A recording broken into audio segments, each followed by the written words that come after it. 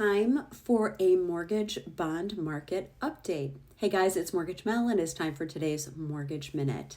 Today is Wednesday, April 30th, and this morning was full of information, but it didn't make much of a change in the market.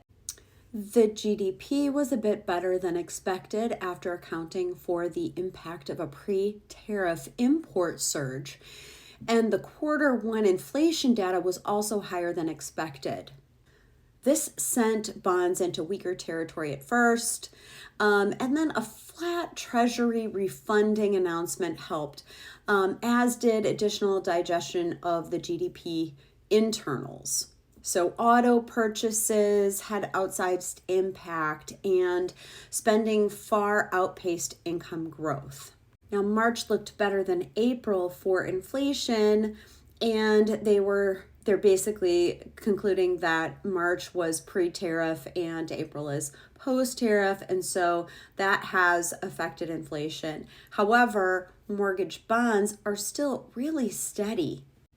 One great example is someone I was working on a pre-approval with for the last couple of weeks, and I really haven't had to change the rate that we were using. And now that he has an accepted offer, we still could use that same interest rate. So it's been pretty steady, plus or minus just a little bit. That's a good thing if you are trying to know exactly what your monthly payment is going to be and what to count on. The steadiness in the market is a good thing, but it's also a bad thing if you still think rates are super, super high. Now, I'm here to tell you that historically, interest rates are actually still very low. And I know most of you haven't been alive as long as I have. And I know in the 1980s, we were upwards of 18% for mortgage interest rates.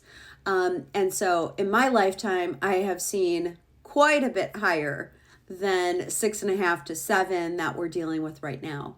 So keep the faith, keep moving on, and I hope you guys all have a great day.